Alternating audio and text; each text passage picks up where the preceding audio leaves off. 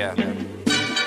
Coke fed, press some hand, let's get in the car, I said. She grabbed my hand, girls rescue, met the bar, witness said. Tears fled the head, I'm weak, not dead, she sweet, I guess she confessed. She thinking less, not drinking less. Bathroom says, best to get spontaneous. Our stereotype, put to rest tonight.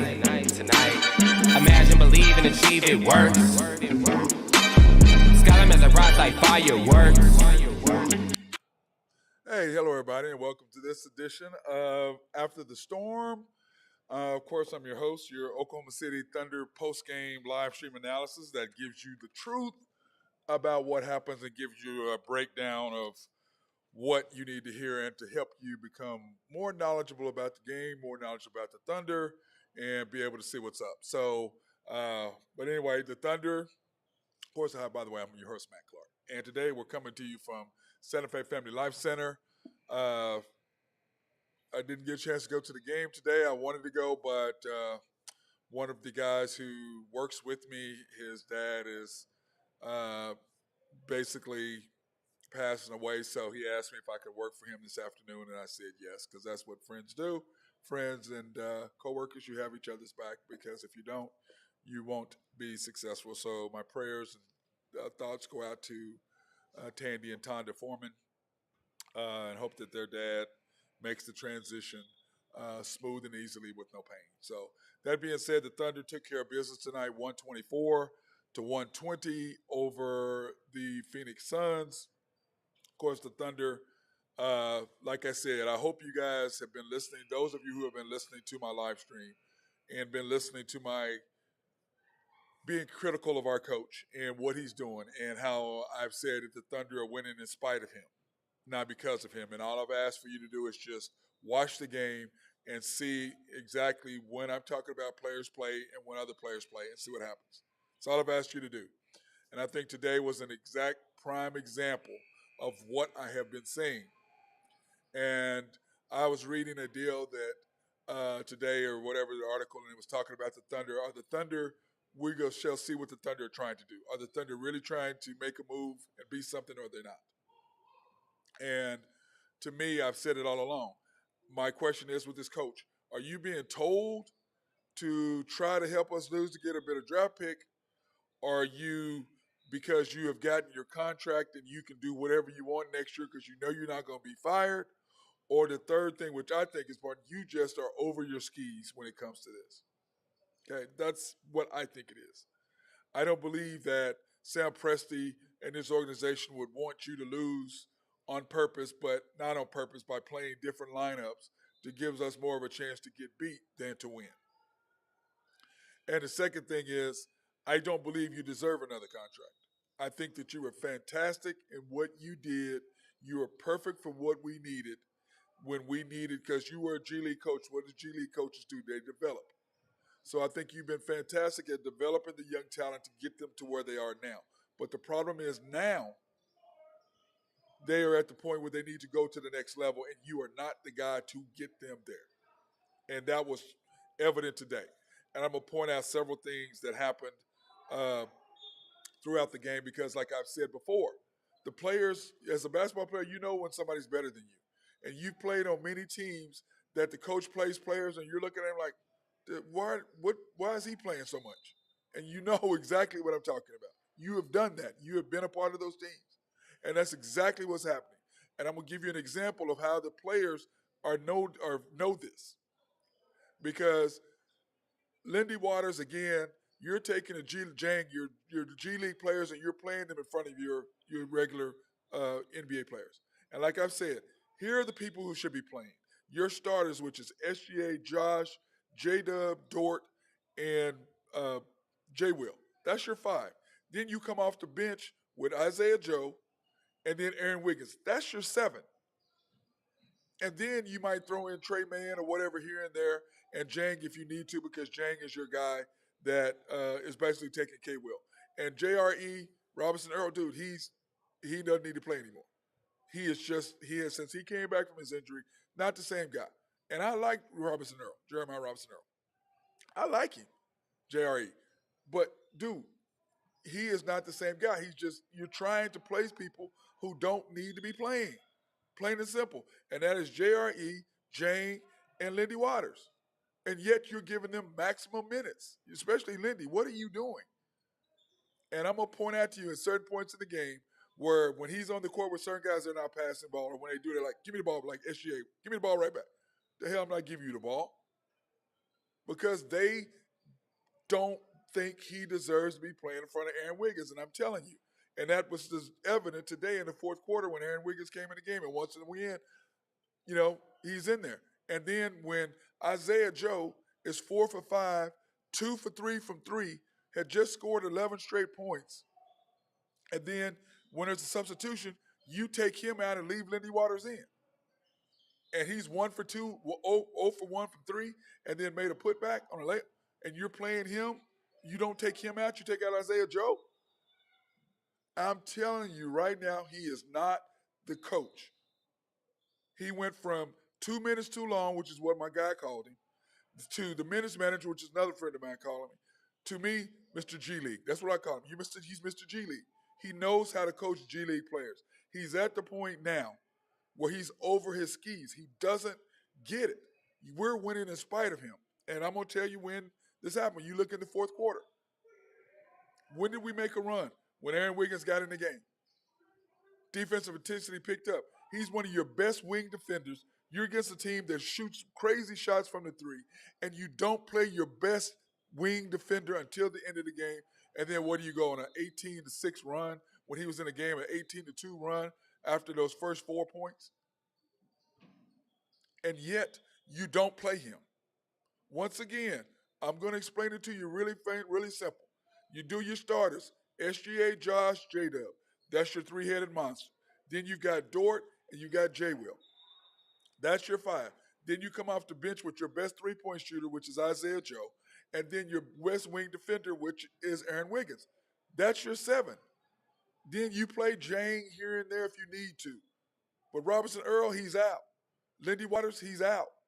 If we need a big lineup, you can put Sari in and Sarge, play Sarge for J Will.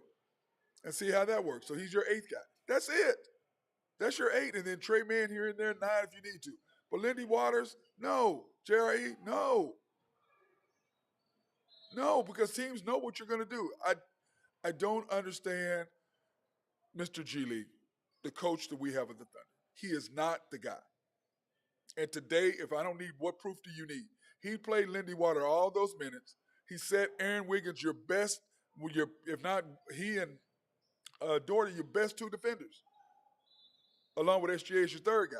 Those are your best guys, and you don't play him. Then in the second quarter, you take Dort out and you put in Lindy Waters. Really? You're trying to stop them from scoring, and that's what you do?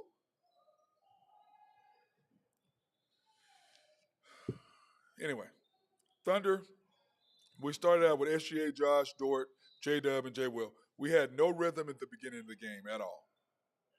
And we were giving them everything they wanted. And then all of a sudden the Thunder D picks up.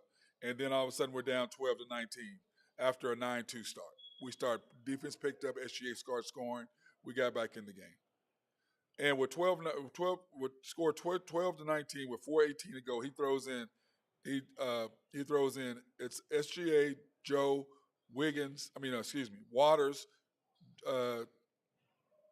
Jang, and Sarge. Dort. I'm sorry. And Sarge. I'm like, what are you doing? I don't get the guy. And then he throws in Jang, comes in for Sarge. For Dort. So you've got SGA, Isaiah Joe, Lindy Waters, Sarge, and Jang on the court. Into the first quarter, the score is 29-16. I don't.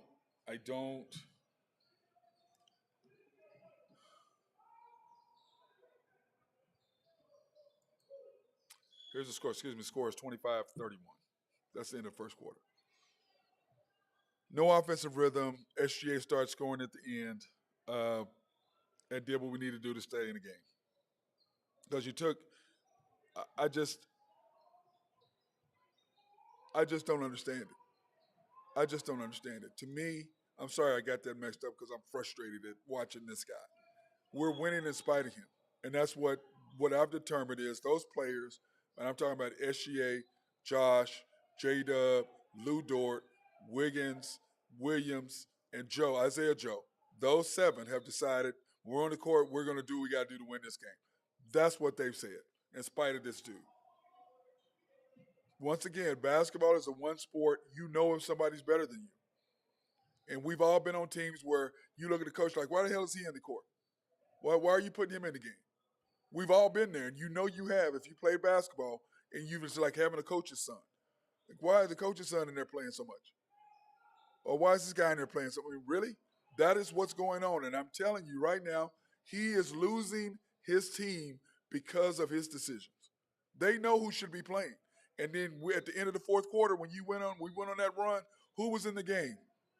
SGA, Josh, Wiggins, Dort, and Isaiah Joe. And then he brought J-Dub in there in the end to mop it up. That's who was in the game. That's who you have to have in the game. Those are your guys. That is your seven. Period. That's your seven. We are in playoff hunt mode right now. Next week is huge. You play at the Clippers twice, Tuesday, Thursday, the Lakers on Friday, and then at Portland. These next 4 games. And the Lakers and us are right there together. They're right on our heels. The Jazz won last night, so they're right there as well. They're 10th. So you're right there. And it was a huge win by us today. One, because we gave Phoenix a loss, but that keeps us in winning. We've won our last, 4 games at home? 2-1. And remember, what did I say? At the beginning of this week, before the Brooklyn game, you got to win at Brooklyn. You can give up the loss on the road against Toronto, but you got to beat Phoenix at home. That's what I said. We went 2-1, just like I said. Now you got these 4 games coming up. And when you look at the stats right now, Suns 3 for 9, 44%, 12 rebounds, 12 pips. You know, that's my stat. Points in the paint, 4 turnovers. Oklahoma City, 2 for 6. Remember, when SGA is in there, we don't shoot a lot of threes. 38%, 10 rebounds to their 12, and we match each other points in the paint. That's because Devin Booker and Chris Paul were just deadly in that mid-range game, right inside the paint, but pull up just inside the free throw line. And then, of course, 4 to 5 when it comes to bench scoring. So, anyway, I'm sitting here and I'm talking to some people about it. I go, who do you think they're going to start? Ask me, y'all think Lindy Waters starting second quarter? They go, of course he is. Second quarter, J-Dub, Sarge, Jane, Isaiah Joe, and Waters.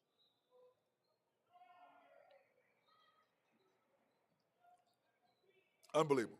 And then, of course, we traded Baisley. Since he traded him, he's played 3 games. Why? Because Monty Williams is trying to win games. He's like, this kid, I'm going to play him against Oklahoma City. 2 of his 3 games, he played against Oklahoma City. So he's played 1 game that wasn't Oklahoma City. Why? Because he can't play. Phoenix is like, hey, this guy, no. They're trying to win. Oklahoma City, I'm not sure what this coach is doing. But like I said, it's one of 3 things. Either the Thunder ordered him to try to help lose games, first to get better draft position. 2, he's got his contract for next year so he can do whatever he wants because he knows he's coming back. Or 3, he's over his skis. And I believe he's over his skis. I don't think that Sam Presti would order him to lose. I don't believe that, or help lose but not try. I said like, not try to win is what I mean. He's not going to tell him not to try to win because the players know he want to win. And to me, everybody's so excited about our team next year. Me and everybody's included. You guys, we're all excited about next year. But this year, you have a chance to actually freaking make the playoffs, and you're not playing the best guys to get in the playoffs? Don't get it. Now, I will say this. I've been harping on SGA, whether he's going to be able to make the transition, which James Harden could not, and understanding playoff basketball versus regular season basketball. You're going to get calls in regular season that you're not going to get in the playoffs. And how is that going to affect SGA's psyche? Now, what he did today is he got a couple fouls early in the second quarter when he's playing. In the first quarter, Didn't get calls, but what did he do? He stayed with it and said, okay, I'm going to pull up and get my mid-range. I'm going to attack the basket, not when there's a bunch of people in there when I can slide through. and then I'm going to use the spin off the glass, left and right hand, whichever hand I need to do. So that's what he went to doing because he's trying to bump and then looking for the call. I'm not going to get it. Remember what cost us the other night against Toronto? When he was down there crying about a call, they go down and score another point on the other end. So he's stopping that. So I was glad to see that. So that being said, it's 34-38 with 9 minutes to go. You bring Josh in for Sarge, and then all of a sudden here comes Isaiah Joe doing work. I mean, he doing work. He is doing work. So the Thunder are down now 37-46. And you've got, and then you pull Isaiah Joe and you keep Lindy Waters in the game. And at that point, Isaiah Joe is 4 for 5 and 2 for 3 from 3. I had just scored 11 points in a row. And Lindy Waters is 1 for 2 and 1 for 2. 0 for 1 from 3. So he's taking 2 shots, got 1 3 missed, and then he got a putback. But you take out your guy who's hot and leaving the guy who's not. Leaving the guy who can't get a shot off, and you take out the guy who's been burning him. Makes how much sense? Zero. I just don't understand it. All of a sudden, you look at what's going on. I'm just going, I don't understand it. I just don't. I mean, like, how? I mean, what coach, if you guys have all been coaches, if a guy's hot, you don't take the guy who's hot out, you take the guy who's not hot out. But you take out Lindy, you take out Isaiah Joe out, who's 4 for 5, 2 for 3 from 3. And you leaving the guy who can't get a shot off. Once again, the players see it, whether you see it as a fan or not, and I'm trying to get you enlightened so you can start seeing and understand what I'm saying, because I'm telling the truth. The players see it. I mean, it's just like he was in the game in the third quarter. He got the ball, he passed, SJ passed the ball, hey, went got it right back. Give me the ball back.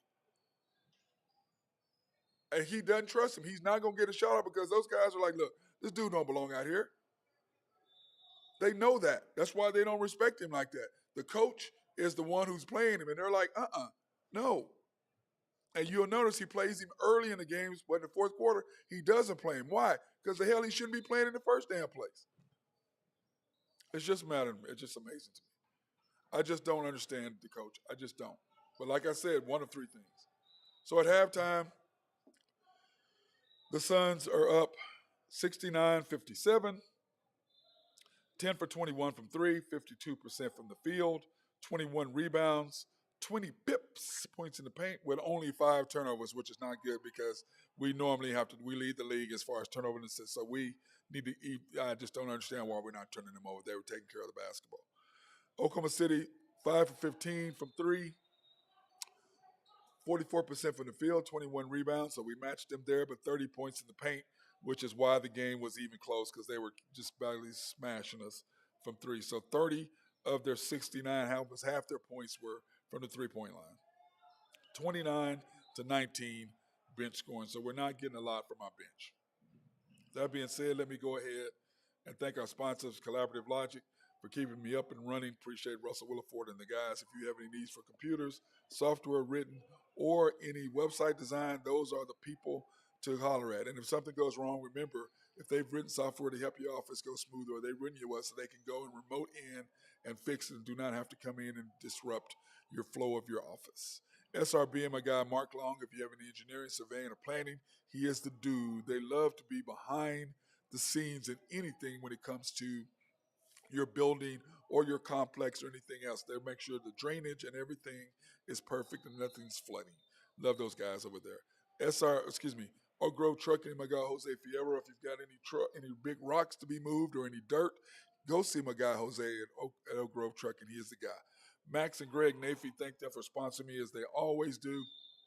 At NAFCO, sponsoring everything I do, from the Matt Clark Academy, sponsoring kids who can't afford it. And in fact, several kids that they sponsored ended up with college scholarships. So I appreciate what they've done. And then last but not least, YNB, family owned and operated since 1912. They are the bank that makes things happen. They are an equal housing lender, a member of the FDIC. They also can pre-qualify online at www.ynbok.com. That's www.ynbok.com. Or you can go in and see the guys because they are a personal bank. You can go into the main bank at 401 Elm You can go into YNB East on the Yukon Parkway, which is just on a 66 or 39th Expressway and the Yukon Parkway, or you can go to the Mustang branch. You know they had to have a Mustang the way Mustang is growing. And that's 213 North Mustang Road in Mustang, or the YNB Parkway, which of course is Garth Brooks Boulevard and I-40. And I think my guy Drew Hinthorn of HuskerDrewPicks.com and we talked about that. And I think it's right in front of Integris. I know it's across from Louis because I've been there at I-40 and Garth Brooks Boulevard. And of course the bank that I always go to, or the branch, is YNB Peoples, which is on 23rd Street between MacArthur and Rockwell. And I remember, you can go to, if you want to talk about some stuff that I'm doing, or you have any questions or anything you might want to bring up, please go ahead and if you got a question or you want to comment to me, hey, go ahead and text me at 405-551-8300. That's 405-551-8300. That gives you a chance to text me any questions you might have or something that you disagree with about what I've commented on. So, hey, please, by all means, go ahead and text me. That's 405-551-8300. So I doubt if you're going to disagree with what I'm saying, but it's possible that you could. I mean, I don't know why you would, but because what I'm saying is on point. You can believe that. That's what I'm saying. Okay? Everybody's laughing at me like, okay. Whatever. Then, of course, here's the other ways you can go at it. You can please go to YouTube, search After the Storm, the OKC Thunder, and this will pop up. Please subscribe, like, and hit the notification button. And then, of course, the Unpopular Hour, which is our daily show with the Unpopular Hour with Matt Clark. So you can search that on YouTube as well. Subscribe, like, and hit notification button. And then if you don't know how to do all that, you can go to www.mcsportsnetwork.com.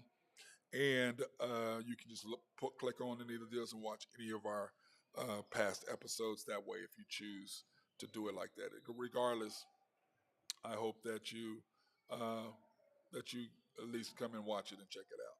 So that being said, to start the third quarter, the Thunder, remember, are down 57-69, and we start with our starters. And the thing is this, in order to get back in the game, because we were down 15 at one point in the second quarter, and you got to play better perimeter defense. That's the key. I've got in my notes. You got to play better perimeter defense.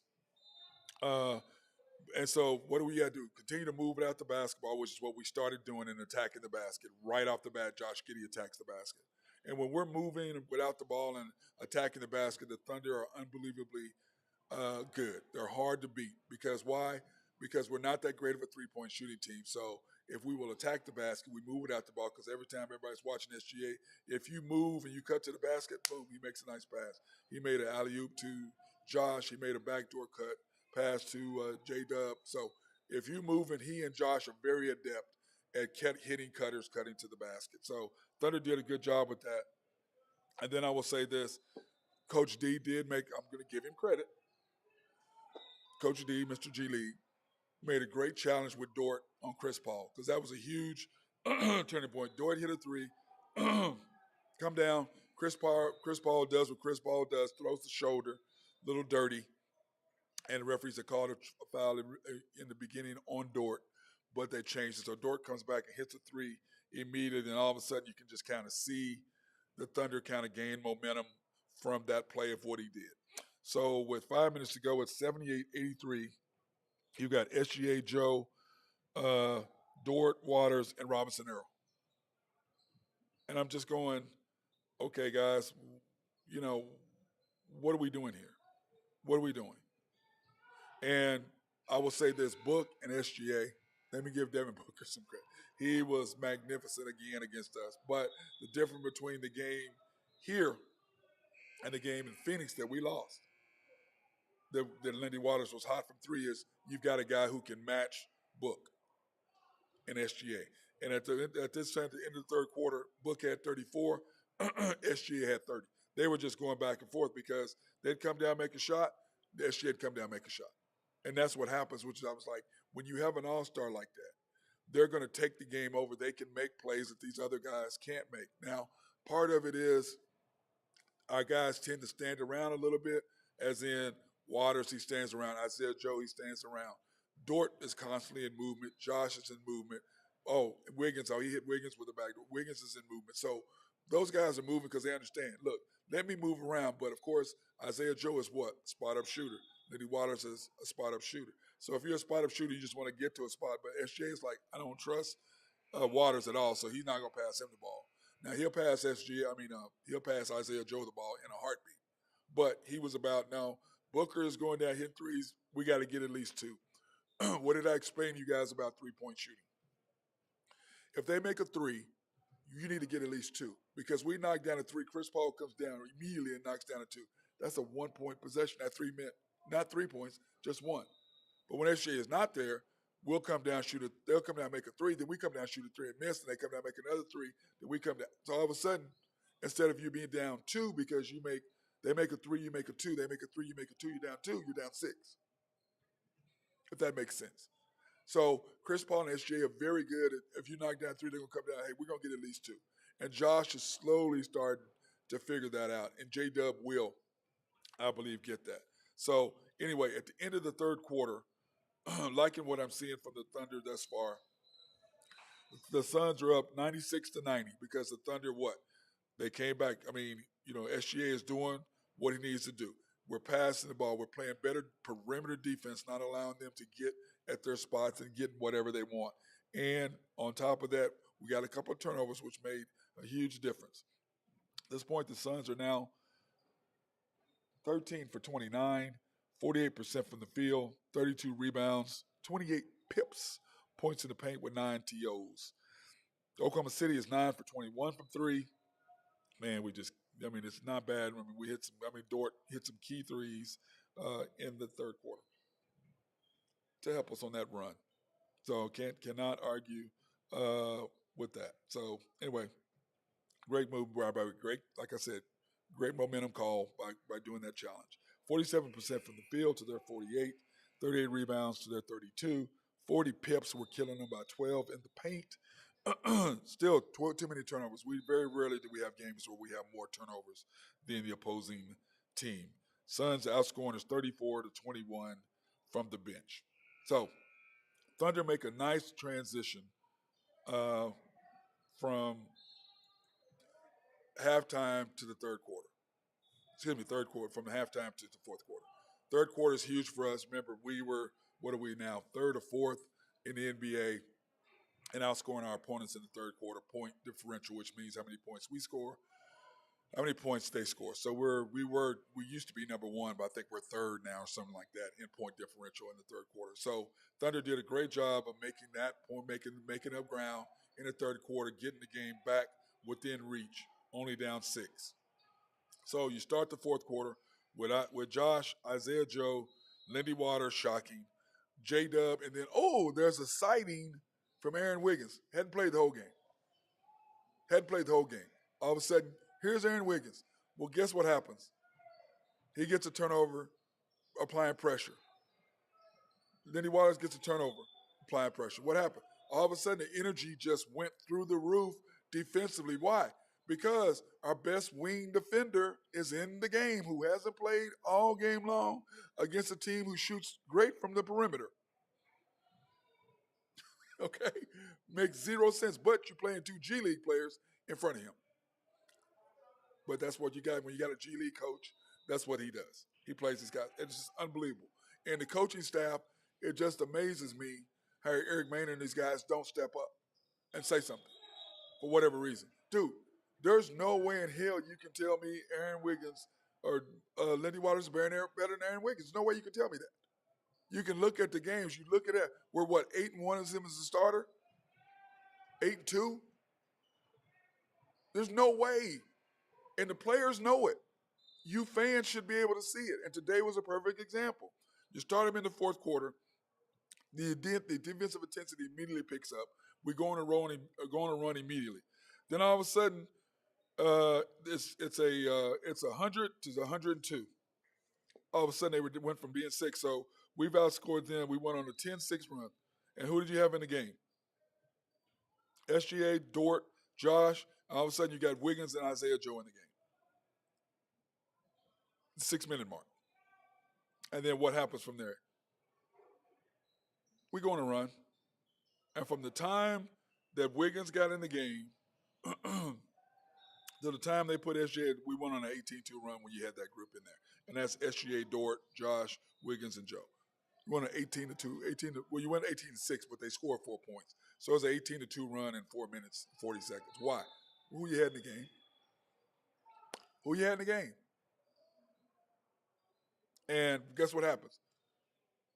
Plays the whole fourth quarter, Wiggins did. So you're telling me, oh, that was my plan to sit him for 3 quarters, and then I'm going to play him the whole fourth quarter. They have jacked him around all year long for whatever reason. I don't understand it. Remember when he was starting at first, we were 6-0 with him as a starter. And then he didn't play anymore. He'd go games where he didn't play. I'm like, okay, how are we 6-0 with SGA, Josh, Dort, J-Dub, well, excuse me, it was Wiggins. It was Isaiah, it was SGA, Josh, Dort, Wiggins, Poku, and J-Dub. Is that right? 3, 4, 5, yeah. So it was SGA, Josh, Wiggins, Dort, and Poku. And Poku was playing really well. Remember at the beginning of the year, I was giving him credit because he was playing well.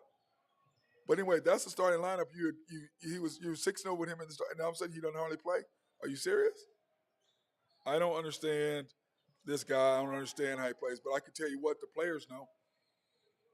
I'm telling you, the players know. Just like, remember, when you played, and when you know when guys are out there playing, you're like, what the hell is this guy be out there? It's the exact same thing, but on a higher level. They're losing respect for this guy if they've not lost it already. I believe they lost it already for him a long time ago. They're winning in spite of him, not because of. And in any sport, coaching matters. You look at Kansas against Arkansas. You think they lose that game if Bill's coaching? And I love Norm. Norm is an amazing coach, but he ain't Bill. Coaching matters. Coaching matters because it's lineups. It's when you sub. It's who you have in the game. It's when they make runs, when you call timeouts, the plays you design. That's coaching, all of that. And we don't have it at the Thunder. And then you sit there and you look at this lineup. They go on a run and we don't allow it because SGA and Booker is just busting us. Guess what? SGA is busting them right back. Booker goes for 47, SGA went for what, 42? Now, what ended up at the end of the game, we're up 119, 111 with 2 minutes to go. And nobody wants the ball. You can see Josh lost the ball out of bounds because he caught the ball. He's looking around. Dude, take this boy to the basket. You have Wainwright on you. Take him to the basket. Be aggressive. But once again, Josh is not quite there yet. J-Dub is almost there, but he ain't there. The only one is there is SGA, and Dort is there, but Dort doesn't have the skill set to accomplish what he tries to do. He doesn't have the skill set. But the other ones do, but they don't have Dort and SGA's mentality. Those are both alphas. Now, clearly SGA is the main dog, clearly. But the other ones have to have that same mentality because what happens is the game got close because they kind of froze up. Now, I will say this, and let me give Coach, I'm going to call him by his name, Coach Dagnall. I'm going to give him a little credit. They did do what everybody does in Oklahoma City. They started double-teaming Booker and started double-teaming Chris Paul, which is what they do to us. They take the ball out of SGA's hands, and they make Josh make a play. They make J-Dub make a play if they're on the court. If not, they make Lindy Waters make a play, which they're not afraid of. You got to make Isaiah Joe make a play, which there's a reason why he's a sub, and he does some things sometimes, but they want to make him make a play. You got to make Robinson Earl make a play. Jang make a play. Jay Will make a play. They're going to make somebody else make a play, which is exactly what the Thunder did. And at the end of the game, what did we do? Great job of cutting Chris Paul, double team, kick it to Book, double teamed him. Why? Because you've got SGA who's long. You got J-Dub who's long. You got Aaron Wiggins who's long. You got Isaiah Joe who's long. And you got Josh who's long. So it creates nightmares for defense because they're all long and they can all get to the ball. They can all alter your shot a little bit. So the Thunder made great defensive plays, and it's because of the coaching staff made that move. And once again, when he does good things, I'm going to tell him, which he's capable of. But my problem is you can't play Jang and Waters. This is the playoff time. You're in the hunt. You need to say, look, here is my 7. And then when I need to play Sarge and them, I can do that. If I need to play Jang a little bit, I can do that. But Lindy Waters, no. JRE, no. Neither one of those guys should ever not see the light. They shouldn't see the bench. And a man came in and did good today, too.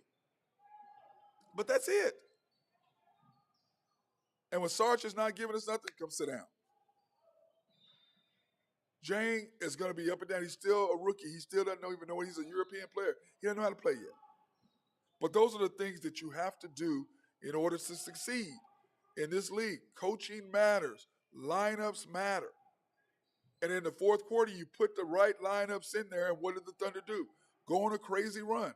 Remember, the score was, we had 90 points. Remember, we had 90 points to start the quarter.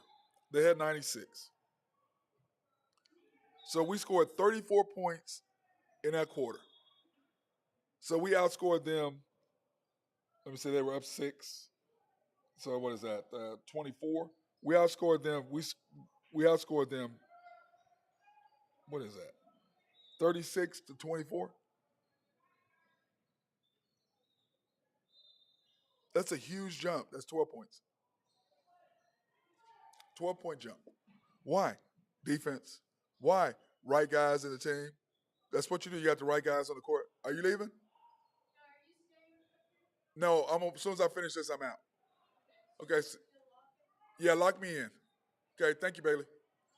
Sorry, that's my girl Bailey. She's leaving. We're locking up the gym up here at Santa Fe Family Life Center. You got the men's league going on behind me. So, but anyway, I'm about to finish up here. So, that being said, you put the right lineups in there and look what happens. It's about putting the right guys in there. And if you guys don't see that, I don't know what the hell you're looking at. It's obvious. You have the 7 that should be playing. SGA, Josh, J-Dub, your 3-headed monster. Dort, J. Will. That's your 5. Isaiah Joe, first guy off the bench, 6. Second guy off the bench, J-Dub. Aaron Wiggins. That's 7. And then Sark come off to see what he does with, depending on what the lineup is, with J. Will. That's who you got to have coming in. That's who you got to play. When we beat Brooklyn, J. Will was in the game. You don't play him enough. And like I said, your starters should be playing 30 minutes. Wiggins and Isaiah Joe should be playing high 20s. Because this is playoff basketball. This is what it's about. So, end of game stats, fourth quarter stats, as simple.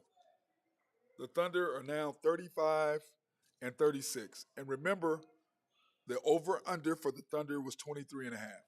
I said the Thunder would win 33 games. My guy Drew Hinthorn of HuskerDrewPicks.com had 31. And I said that I believe the Thunder were going to win 40 games this year if we played the way I thought we could play. Because once again, my point was, and I made it in that first Thunder show this year, was that season 2, the first show that I made, I said, this is what's going to happen. I saw the Thunder and SGA making a transitional move in his mentality. I saw Josh making that same mentality move. And by that, the play that I'm going to say is, Baisley had the ball, and Josh grabs it and points and says, and he pointed SGA first, me second, you last. And I told my guy, Mark Long, oh, did you see that? He goes, yeah. He goes, he's number 1, I'm number 2, and the rest of y'all, you're 3. You don't shoot first. You don't take advantage. No. And so once I saw that transition, hey, the Thunder got something going on. Josh is growing up. Because I believe SGA has to be your leading scorer. Then Josh has to be second. Then J-Dub has to be third. Dort has to be fourth. Then whomever else we can throw in there, whether that's Isaiah Joe, whether that's J. Will, whether that's Wiggins, whatever. If that's hopefully Chet will be able to do something, because everybody's high hopes. I still feel the way I feel about Chet. That's just me. Anyway, the Suns are now 38-33. They're 120 points is what they got. Thunder had 124. The Suns were 15 for 36 from 3. The Thunder were 11 for 28. 47% for them, 50% from us from the field, 40 rebounds, so we out-rebounded by 4. Remember, Deion Ayton did not play today, and that made a huge difference for them. 40 points in the paint for them, 56, of course, for us. We ended up getting them to turn the ball over 14 times. We had 16, which I still say is way, way, way too many. If they had 8, that would be tougher on us. They only outscored us by 5 on the bench. And remember, my favorite thing is to compare first half to second half. And when you look at that, the Suns were 5 for 15 for the second half and 3. Why? Because the perimeter defense, and then a lot of that had to do with the fourth quarter. And then once again in the fourth quarter, how the hell do you let Devin Booker wide open on an out-of-bounds play? I mean, Dort, y'all have to switch that immediately. If you know your guy, if you're guarding Devin Booker and somebody's man comes to guard you, whoever that man is, your man's going to set a pick, you've got to get out in the corner. Huge shot by Book. And, of course, Dort knocks down the 2 free throws to ice the game. Great job by Dort.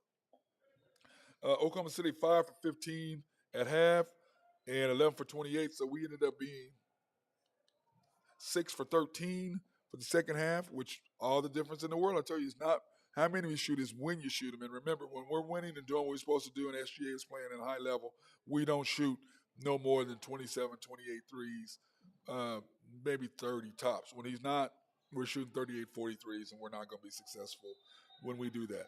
We shot 44% for the first half, 50%. You look at them, 52% for the first half, 47. Once again, locked down on the perimeter defense. 21 rebounds for them, 19. So they had 19 rebounds the second half. We had 23 rebounds the second half. Points in the paint, we had 26 to their 20. Huge, huge difference. And, of course, turnover-wise, we had 9. They had 9. Made all the difference, turning the ball over equally in that second quarter. And then, of course, bench scoring, they outscored us by 10 and a half and ended up only outscoring us by 5. A lot of it had to do with Isaiah Joe and him picking up the pace along with Aaron Wiggins. Made a huge difference. And then when you look at the box score for the Thunder, this tells you everything you need to know. When you look at the minutes that were played right here, you look at Jalen Williams, 21, way too many. J-Dub, 20. I mean, look at that. 35 for SGA, 33, 30. I mean, look at that. Then you look at Lindy Waters.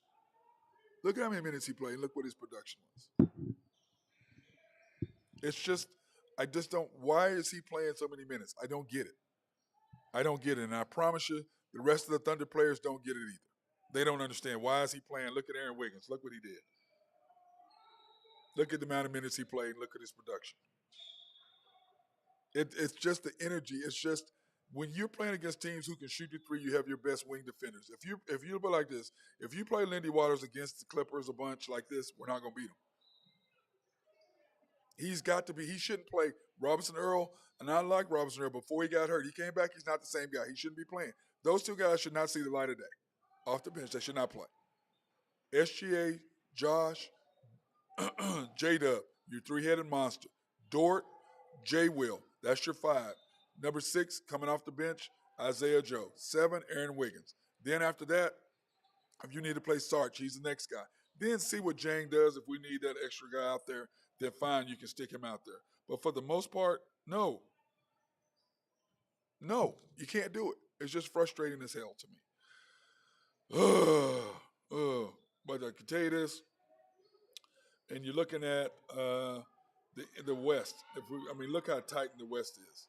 And remember, tomorrow on the Unpopular Hour, we will give you an updated, but you can see right now the Thunder are 9. The Jazz are now 10 after their victory last night. So the Thunder are right there. And remember, we have a huge, huge schedule. When you look at the schedule and what's coming up, here's the Thunder schedule, what we talk about. At the beginning, remember, before the homestand against Brooklyn, I said you got to win the Brooklyn game. Toronto is up in the air. We win great, but I didn't think we'd get a win. Have to beat Phoenix. That's 2 of the 3 we had to win, and I said that right before. Now I'm saying before this road trip, we got to play the Clippers Tuesday, the Clippers Thursday, the Lakers Friday. You don't play SGA since you're not playing in back-to-backs. You don't play him on Thursday against the Clippers because look where they are in the standings. It really doesn't affect us that much. If we can beat them twice, great. But you go ahead and try to get that win on Tuesday. Thursday you go whatever. Then you come back on Friday against the Lakers to try to get that W so SGA plays. Then you go to Portland to get that win. And then you've got at Charlotte. But anyway, I'm not worried about Charlotte. So these next four games next week, you've got to go a minimum of 2-2. Hopefully 3-1 would be magnificent for the Thunder because that would jump us up and probably get us out of the play-in game and into where we're automatically in the playoffs. So hopefully that's what's going to happen. But you can't go 1-3. You've got to go 2-2, minimum 2-2. Hopefully 3-1 over those next games. If you can do that, it's going to make all the difference to what the Thunder are going to do, if that is that possible, which I think it is. So anyway, I hope this has helped you guys. I hope I'm helping you become smarter about the game, become more enlightened about what's going on with the Thunder and not listening to that mess that they do. Because I was talking to somebody, they're like, oh my God, you've got Michael Cage. I had 3 people come in there and turn around and go, oh, well, we got to listen to him, though. I go, yeah, we got to listen to him. And he's just ridiculous. And we were all laughing about our announcers not knowing the difference between a teardrop, a floater, a jump hook, and they were calling them push shots. A jump hook is not a push shot. A floater is not a push shot. And a floater is not a teardrop. Those are 3 different things. A jump hook is here, like that, not bending your wrist, just letting it go. That's a jump hook. A floater is when you shoot it from here up. That's a floater from here up. A teardrop is here high. So it goes straight up in the air and drops down like a teardrop. A floater, you're coming down and you're here to here and you're shooting it at an angle, which is like a push shot, if that's what you want to call it. And a jump hook is straight like that, with your palm open. If you're listening, Thunder announcers, those are the 3 different things. They're not all a push shot. There's a difference between a teardrop, a floater, and a jump hook. They're different things. They have different objectives. They're of different designs to do different things. Okay? Hopefully that helps you guys out. That being said, once again, the Thunder 124, 120. Excited about that. 124, 120. Great win for the Thunder, improving to 35 and 36. I'm so excited about the direction the Thunder are doing, winning in spite of our coach. So that being said, I hope everybody's having a great day. And remember, tomorrow, check us out on the Unpopular Hour, which will break down all the things happening in the NBA. We'll also break down what's happening in the tournament because, man, number 1 seeds, I think, what is there, 1 left? I think the only 1 left is what? I guess Alabama plays today. But, well, Houston's still there. But you got Duke gone. Kansas is gone. And whoever else is gone. Somebody else is gone. I forget. So anyway, we'll go over that tomorrow and check that out and give us a full detail along with my guy Drew Hinthorn of HuskerDrewPicks.com and my guy Ben Dillman, High Stick Harry. And then also we will be doing hockey updates on what happened in the world of the NHL because they are slowing down and coming down to their playoff run as well. So that being said, hey, everybody have a fantastic Sunday.